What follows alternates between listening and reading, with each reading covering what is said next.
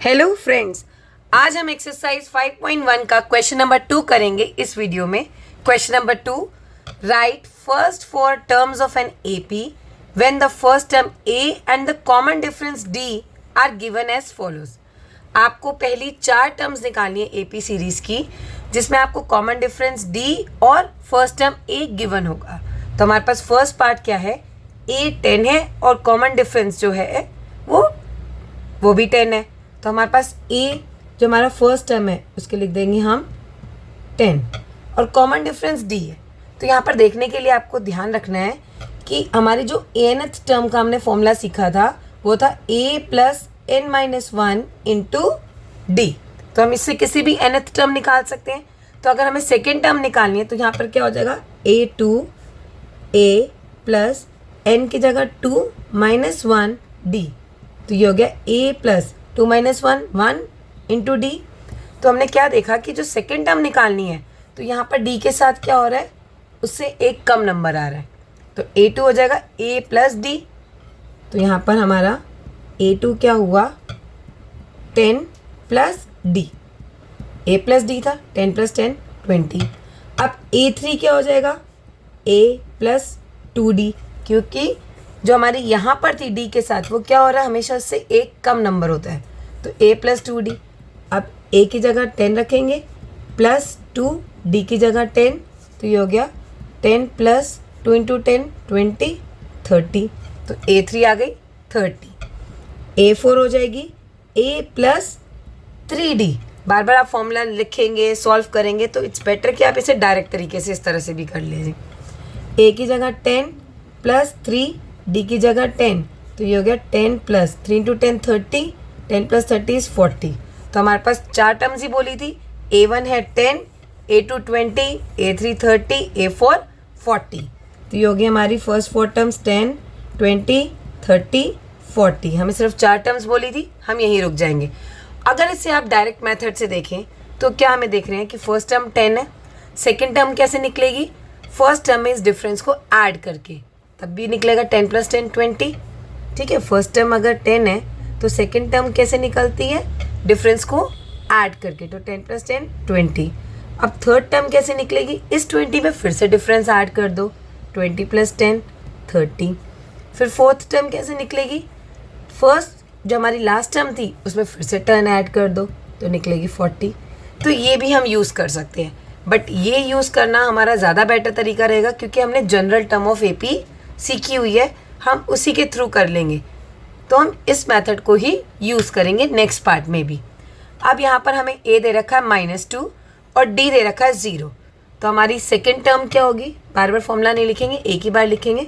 तो a1 हमारी -2 है, तो a2 क्या होगा, a प्लस डी 1d। तो a की जगह पे -2 प्लस d की जगह पे 0, ये हो गया -2 प्लस 0 इज -2। फिर से अब a3, अब a3 क्या होगा, a प्लस 2d, हमेशा उससे एक कम। तो a में 2 -2 प्लस 2, d की प्लेस पे 0, ये हो गया -2 प्लस 2 इंटू 0, अगेन 0 होता है तो यहाँ पे -2 ही आया। a4 a प्लस 3d हो जाएगा। तो a की प्लेस पे -2 प्लस 3 इंटू डी की प्लेस पे 0, 0 इंटू 3 0, तो -2 प्लस 0 इज -2। तो यहाँ पर हमारी AP हुई -2 -2 -2 -2। तो यहाँ हमें ये भी पता चल रहा है कि अगर डिफरेंस 0 है तो हमारी क्या होगी, सेम ही टर्म्स होंगी। तो यहाँ पर ये डिफरेंस 0 वाला था जिसमें हमारी टर्म्स सेम ही रहेंगे। अब इसे डायरेक्ट क्वेश्चन अगर 1 मार्क्स में आएगा तो हम डायरेक्ट लिख सकते हैं कि हमें पता होगा डिफरेंस तो 0 ही है, तो अगली टर्म भी -2, उससे अगली भी -2 एंड नेक्स्ट ऑन जो भी लास्ट टर्म तक होगी वो -2 ही रहेगी क्योंकि डिफरेंस तो है ही नहीं। अब करते हैं थर्ड पार्ट। थर्ड पार्ट में है a हमारे पास 4 है जो फर्स्ट टर्म है, d -3 है।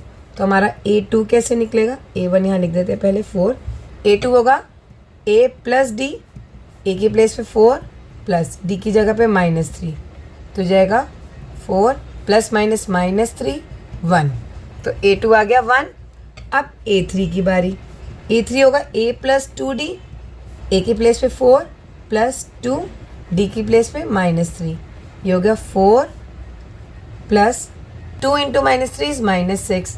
तो ये हो गया 4 - 6 और 4 माइनस 6 होगा -2 क्योंकि 6 के साथ बड़ा साइन है।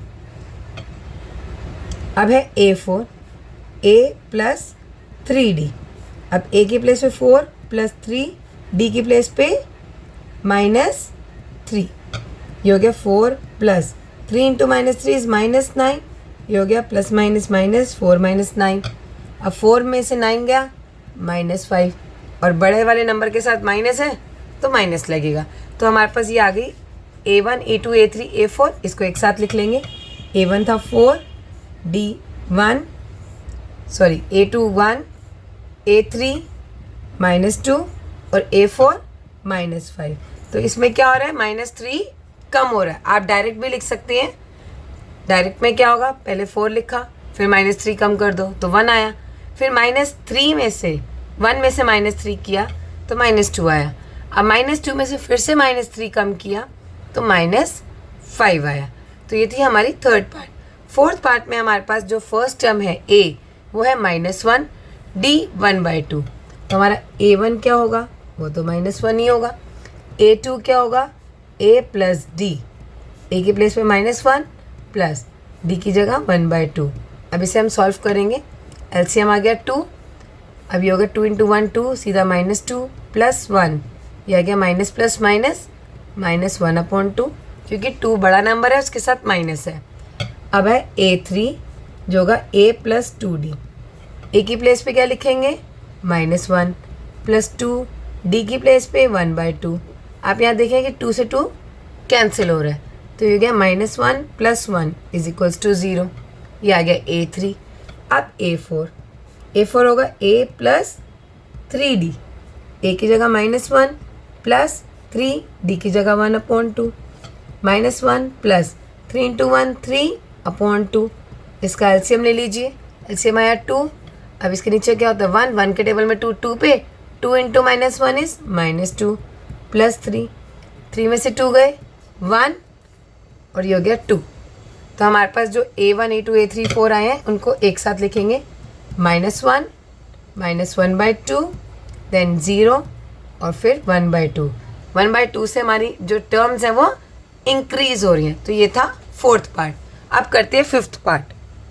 फिफ्थ पार्ट में हमारे पास क्या है, A है -1.25 जो कि हमारी फर्स्ट टर्म है और D है -0.25।